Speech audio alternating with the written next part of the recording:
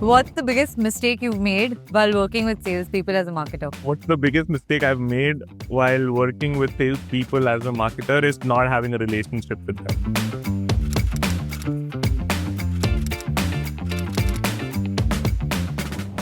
Yeah, bang on. Go on, yeah. Yeah, really. Very good one. Yeah. Bang on. That hurts. And it's very easy not to have a relationship with them because they are a personality that you would Hard to probably want to avoid.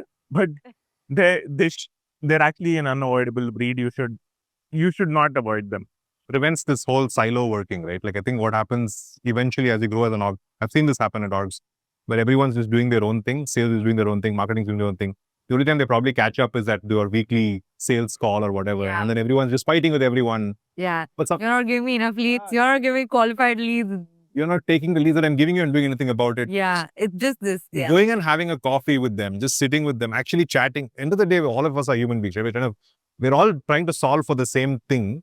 And I think largely if we understand that, then I think each one can just use each one's help. And the problem becomes smaller if you have a relationship. Like it's easier to sit down and be like, okay, let's approach it from a solution lens versus a I blame you, you blame me lens. But you are agree with that, but I have found the best approach to this is to make them successful. Okay. A salesperson will absolutely love you if you make him or her successful. Like enough leads, enough good opportunities, actually show them that you're invested in their success and they'll be happy with you. Of course, that's your job though. Like, and No, that's your intention also. You want your That's intent the problem, to right? do the job, right? The thing is that if your quota is to hit like 50 MQLs or 100 MQLs and you just hit those MQLs anyway, right? That's not actively helping salesperson. The relationship for sure is like the foundation, is the starting step to that, but actually investing in them, right? I mean, figuring out like what accounts they're going after, how you can make their life a little better, showing that you are invested in their success, because ultimately you can generate all the leads and opportunities, but until something closes, I mean, it's a moot point, right? I mean, there's no use to that. it's about finding that balance, right? Like I tell you, I did have a crutch when I moved from, so most of my career in the early days was actually sales. I moved into marketing at some point. started off as a salesperson. Yeah, hardcore sales guy. I was like an SDR, like picking up.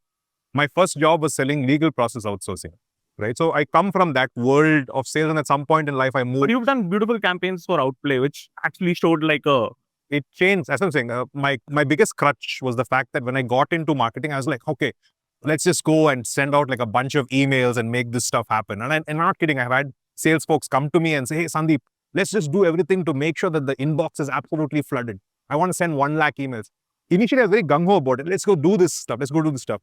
And made all the mistakes possible, right? Like you go out there and all of us know. hire more people. That's the solution to it. I was like, just blast email, just go for it. No context, nothing. Send 1,000 emails, make sure something happens or the other. Put do it this way, the last part of the funnel, right? If I do this, a meeting will happen. So wait, I want to hear you. You're an extreme marketer who doesn't do performance, doesn't do advertising much. You do brand. Yeah. And you work with a lot of offline, on-ground foot soldiers, Yeah. salespeople who sell to like the real India. Tell me about your experience. What do these guys get? What do these guys not get? Give me on-ground reality, not notions. For you as a person, wherever you are, one, to have a relationship with them.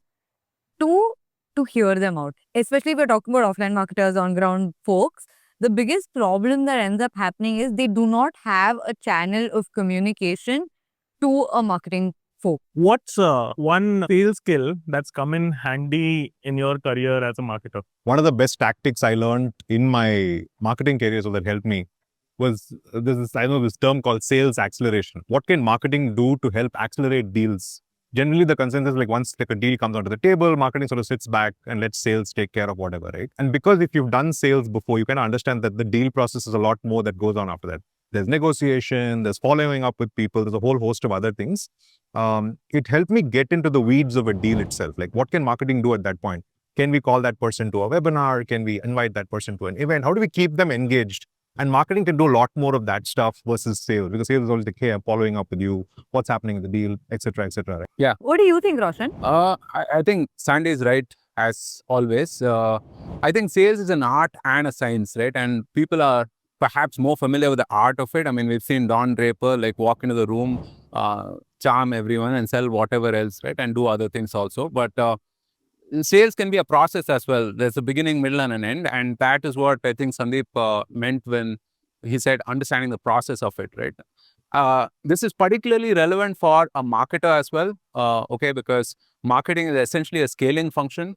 If you have to do the 1:n, you have to understand the 0 to 1 first, right? And that 0 to 1, your first, let's say 3, 4, 5 customers are going to come through sales, especially in the enterprise world, right? I've seen a lot of education companies where this happens. And it gets even worse if the CEO is also a salesperson at heart. Sure, you will see the 0 to 1 journey or, 1 to 5 journey be done well. But beyond that, when it actually comes to scaling and, sort of having a brand, these guys over-index on getting more humans.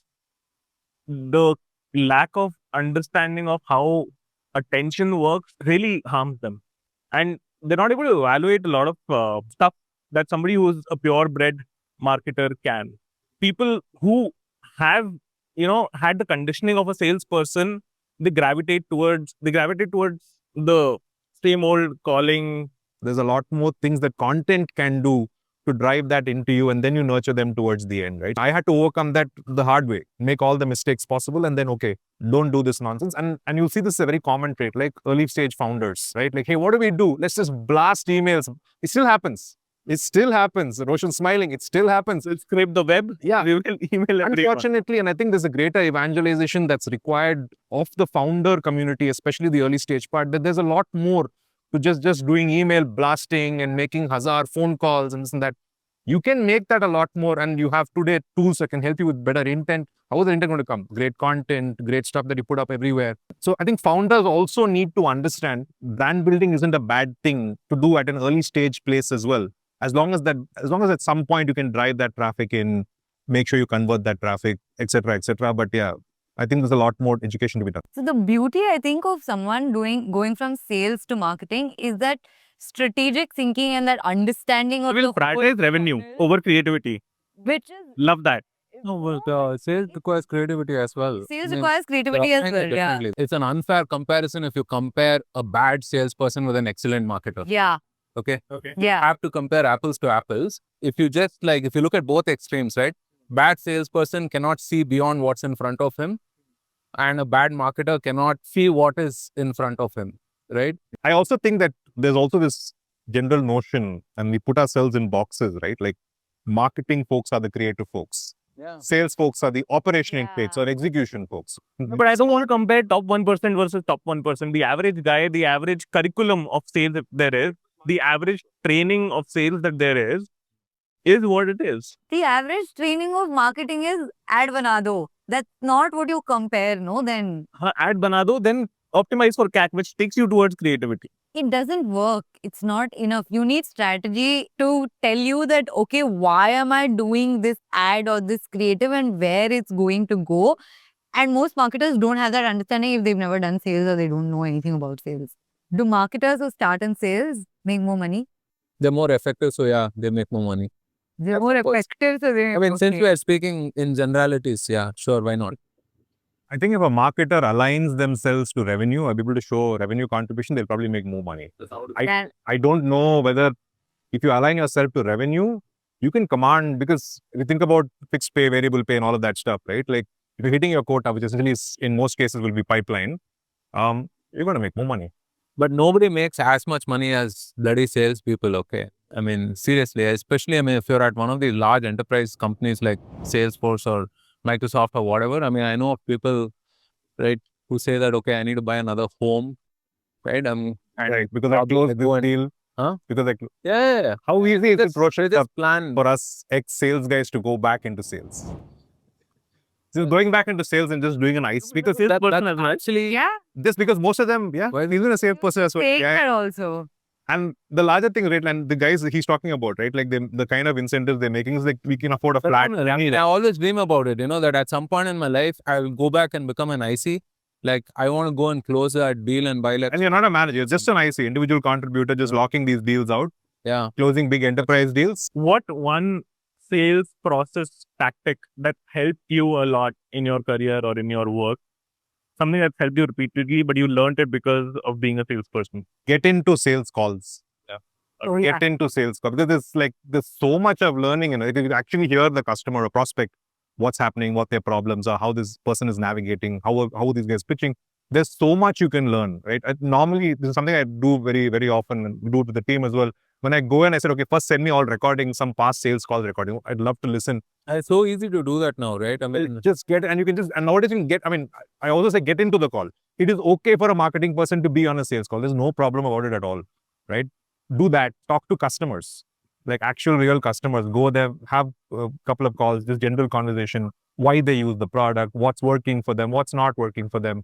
I think best thing that ever did is when you understand how they're pitching, what's happening, who your product is, what that whole thing, the kind of insight you will get from that to fine tune your messaging and so much more, right? I think only somebody gave me this advice. It's not something that came from me. I think somebody said, just go and listen to sales calls. Just do that for the first 2 weeks that you exist in a company. Don't worry about anything. Yeah, that's very good advice. Like I was doing a market research and I was sitting on a research call, and then I went and I sat in a customer meeting we do face-to-face meetings, and I went and I sat in 2 customer meetings in a showroom. And I did those research calls. When I did the research call, I was like, wow, such good insights. So then I sat in that meeting and I was like, mind blowing. Yeah. So I think that advice is 10 on 10. look, the really best salespeople are problem solvers, right? And it starts from a point of extreme empathy, like really trying to understand, what your customer is going through. And that could be even an individual in an institution, right? I mean, because at the end of the day, it's actually a person who's taking the decision and not some inanimate institution per se, right? Salespeople are amazing at understanding, the individuals, right? So the best salespeople I know are like fantastic at understanding the customer's mind. Yeah.